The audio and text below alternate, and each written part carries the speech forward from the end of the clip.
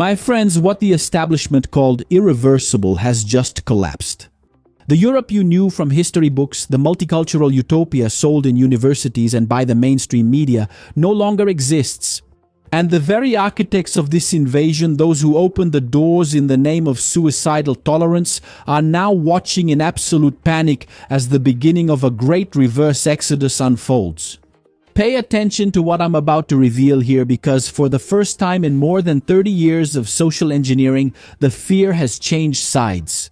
Islamic radicalism that got used to swallowing and subjugating Europe has hit a wall, and it's not a wall made only of concrete and barbed wire. It's a wall forged from the purest and most non-negotiable civilizational will. Today we're not going to talk about mere immigration statistics or party politics. Today we're going to detail the death of a suicidal utopia and the violent birth of a new era of brutal realism. The Third World War didn't start with tanks crossing borders. It started with what we're going to call the people's verdict. When ordinary people, ignored and despised by the elites, decide that the civilizational grammar of their country will not be erased. Governments tremble and invaders retreat. Let's look at France, for example. For decades, the globalist elite told us that once foreign culture takes root in the West, it never leaves. They told us that demographic replacement was an irreversible process, a one-way ratchet toward a future without borders. It turns out they were monumentally wrong. A recent and devastating study, published by liberal French researchers and not by conspiracy theorists, revealed that a mass exodus with violence unprecedented in European history is happening at this very moment. The numbers are staggering. While the French government tries to hide the reality, researchers have already confirmed that 40,000 Muslims have self-deported from France. But the real estimate, the grim number that the Champs-Élysées Palace fears to admit, is that more than 200,000 French Muslims have already packed their bags and left, most of them vowing never to stop. But who is leaving? It's not the unemployed living off state benefits, no. What's happening is a brain drain, an exodus of talent. They are engineers, doctors, academics, highly qualified professionals who looked at France, the country that welcomed them, educated them, and gave them citizenship, and decided to leave. And what is their reasoning? Well, almost 65% said they left to practice their religion more freely somewhere else, because they felt that even after generations, they never belonged to that place. And this is where we apply our translation rule. What does this brutal exodus teach us? It teaches that you can print paper passports, you can give identity numbers and jobs, but you can't create a civilization by decree. Citizenship is a legal status. Cultural belonging is inherited memory. Of faith and sacrifice, multiculturalism failed in a humiliating way because it tried to mix oil and water under ideological pressure. They imported millions of people with a radically different civilizational background, incompatible with the values of Western freedom, and expected the problem to dissolve in a melting pot without identity. The open fracture in France proves that infinite tolerance leads to its own end. But who financed and trained this mass to hate and subvert the host that received them? If you want to understand the roots of the hatred implanted in the outskirts of Paris and the suburbs of London, the answer is not in the last 5 years, but in the cold and forgotten archives of the KGB. Because during the Cold War, Soviet intelligence, through a complex system of psychological operations and military funding, trained and armed radical Islamic groups and the Muslim Brotherhood in the Middle East, instilling the anti-Western Marxist doctrine disguised as religious fervor, creating the cells that today operate as Trojan horses within democracies. The infidel, according to the doctrine that was stoked for decades, must be subjugated, enslaved, or destroyed to the last man. And to understand how Europe reached this state of near submission, we need to look at the vacuum created over the last 80 years in the post-war era. The Second World War, by the globalist left and fueled by American guilt. Before that, there was the Cold War, the capitalists, the Democrats, against the communists behind the Iron Curtain. And these communists realized that they would never defeat the capitalists and democracies through brute force with tanks and armed soldiers, with bayonets, much less with aircraft carriers and submarines. Well, time went by, communism failed, and the Soviet Union collapsed under the rubble of an ideology that would not die with the fall of the Berlin Wall. On the contrary, it would transform into what we know as social democracy or globalism.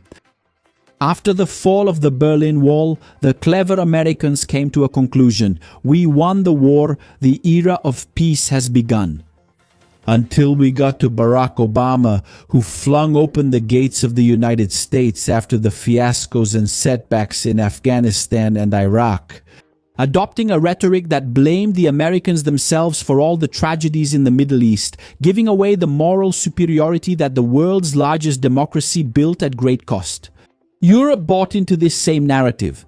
The globalists, in a sick frenzy to spread an ideology without borders, without language, without culture, and without religion, tried to build a utopia straight out of Star Trek. The problem? While the Brussels elite dreamed of the United Federation of Planets, the Klingons were already on the streets, armed and in open war.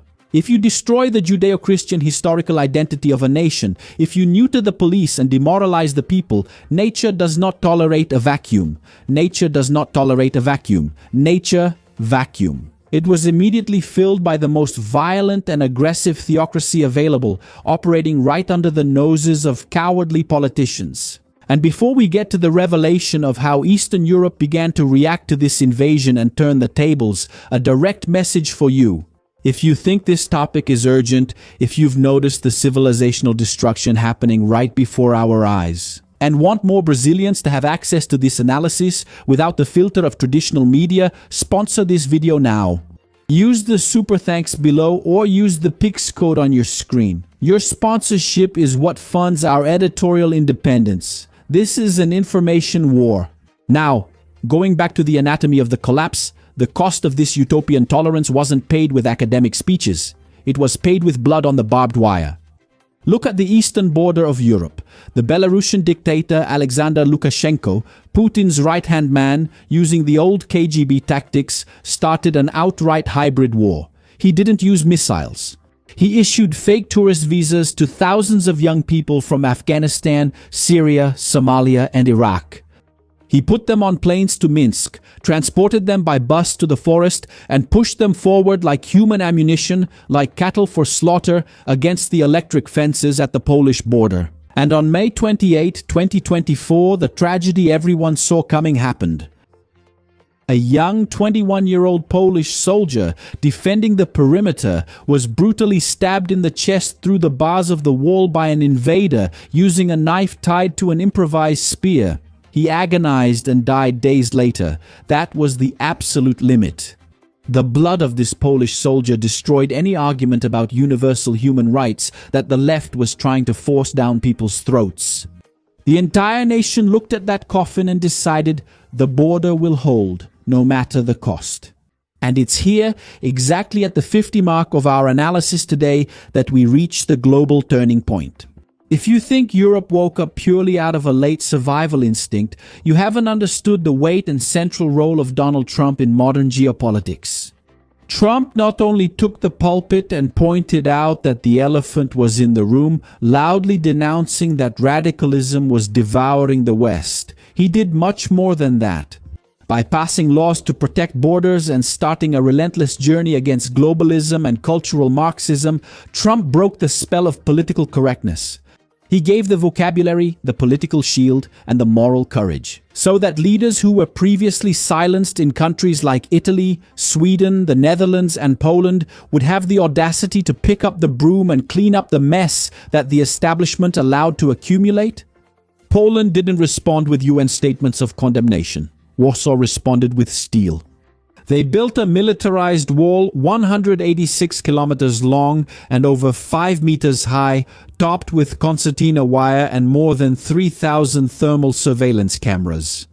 And in the most challenging political move in the recent history of the European Union, the Polish parliament, with almost unanimous approval, suspended the international right to request asylum at the border with Belarus.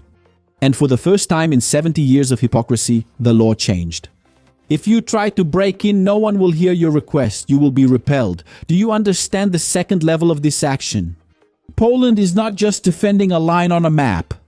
She is defending the civilizational grammar of the West.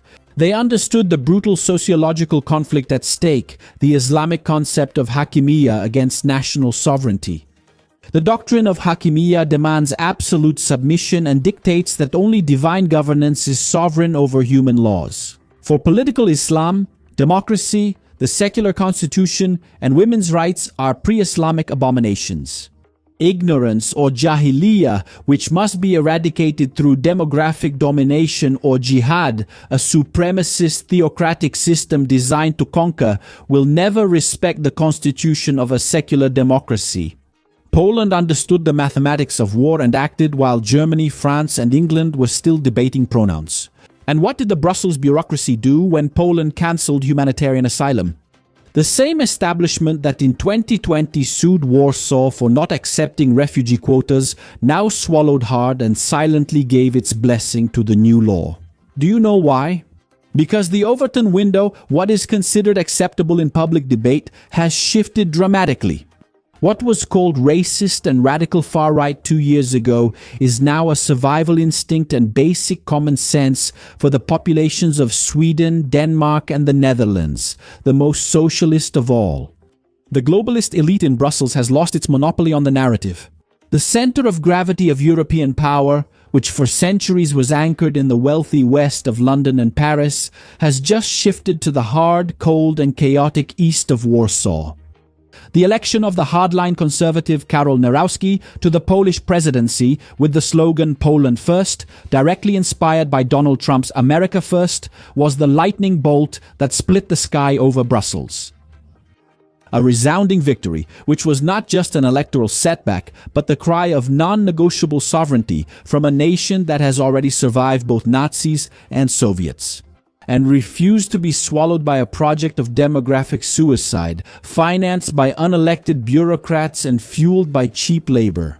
And to assert the authority of our intelligence, this is the moment to make our tactical position clear to the algorithms. Go down now to the comments section and type the 2 keywords that define the point of no return in our analysis today. Show that you are way above average and type verdict of the streets and non-negotiable sovereignty. I repeat, verdict of the streets and non-negotiable sovereignty. The board has been completely flipped and the masks are off. But pay close attention. We are in the middle of a dark electoral period where the bureaucratic machine will do everything to censor, block, and take down narratives that expose their project. If tomorrow the system pushes the button and this main channel goes down, we are already prepared to continue the mission without losing a second. We have just activated our emergency backup channel. The name is Blinde a sua mente. Yes, it's our daily catchphrase turned into a direct communication channel with you. If this channel here gets deleted, persecuted, or censored, that's where you'll find me, and that's where the truth will continue. Point your phone now at the QR code on the screen or click the direct link I left in the description and in the first pinned comment, and subscribe immediately to Blinde a sua mente. Yes, it's quick, easy, and I have a goal for our community here, which is amazing and so powerful that they put us among the top 20 biggest influencers in Brazil for the Ibeste Award. 100,000 subscribers in 30 days, all right? I'm counting on you. Don't depend on luck. Make sure you get access to our line of defense. Well, France, bleeding on the inside, silently watches the escape of those who discovered that European civilization won't bow down so easily. Poland, strong and armed, raises its walls, slamming the door in the face of those who pose as refugees to try to dominate the continent from the inside out. The Great Exodus and the Great Wall are two sides of the same coin. The question that echoes in history today is no longer whether Western civilization will find its backbone to fight. Poland has proven that strength still exists. The real and terrifying question is whether the awakening has come too late and if there is still enough time left on the clock to save what remains of Berlin, Madrid, and Rome. Before the funeral silence of mosques in the once free streets becomes, through the force of demographics and the weakness of the state, the only law allowed. Because the final verdict is being written in the streets. And in Brazil, we have a law in the National Congress to prohibit Sharia from being implemented in our territory. But guess what? Centro Alckmin Alcolumbre Hugo Mota sat on it and don't want to approve this law. I want you to tag your congressman, send the link to your senator, so they understand what the Brazilian people really want. And not this plan by Lula's government to import Islamic radicals as political pawns to win votes in the elections. And do you know why this law is being stalled in Congress? Because not approving it wins votes from the radicals who are already here in Brazil. So, let's get to work. Let's spread this message because Brazil needs to understand the danger of this radicalism that's taken root here in our country. Because the war for survival and identity isn't just happening on the borders of Eastern Europe, it's happening every day in the free market against your company and your knowledge. Pay attention. Globalism tried to dilute the identity of nations to weaken them, and the system tries every day to dilute your authority. On the battlefield of modern business, invisibility is your annihilation. What tears the soul of an entrepreneur or elite professional the most is having the best results, the strongest skills, the deepest expertise, but still remaining hidden among the mediocrity that goes viral. You expect the market to recognize your value out of fairness, but the market has been trained to ignore those who don't control their own narrative. Just as Poland decided to build its own wall and not depend on Brussels, you can't ask for permission to be seen. You need digital sovereignty, and today the most relentless currency in the world isn't gold, it's people's attention.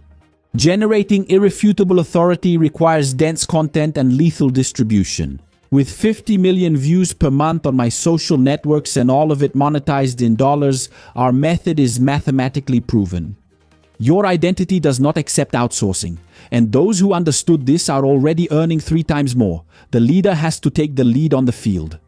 And if you want to break out of obscurity, the moment is now, it's today, it's right now. Because on August 16th, I will hold a 100% in-person immersion. Locked here in my studio, face to face, where I'm going to show you in practice what I do, what made me break through the bubble, and get into your house, your living room, on your TV, your cell phone, and your computer. But you know I'm cold-eyed about the numbers. There are only 2 spots left. When the last one is filled, the steel door comes down and the operation closes. QR code on the screen, secure link in the first comment and in the description. Click now. Secure your spot to bulletproof your communication with Shimon Oliveira. And we talked here about Europe and a raw, hard-hitting series premiered on streaming services that I want to recommend to you. It portrays exactly Russia's invasion of Ukraine, and how this war is being fought somewhere between World War I and Star Wars. Yes, with drones, technology, artificial intelligence, it's fantastic. I watched it and I've already given it my stamp of approval. So where can you find the recommendation? On our channel with series and movie recommendations. The link is in the description in the pinned comment. A fantastic curation for you to pick a title and enjoy with your family without wasting time, right? Looking for something good to watch. Once again, do you want to sponsor this video so that millions of Brazilians can have access to? Use the Super Thanks tool or the Pix info shown here on your screen and in the description. Now my friends, subscribe to the channel, turn on the notification bell and like the video. Also subscribe to the Reserva channel, the link is there, and shield your mind. I'm Shimon Oliveira. See you in the next video. See you then.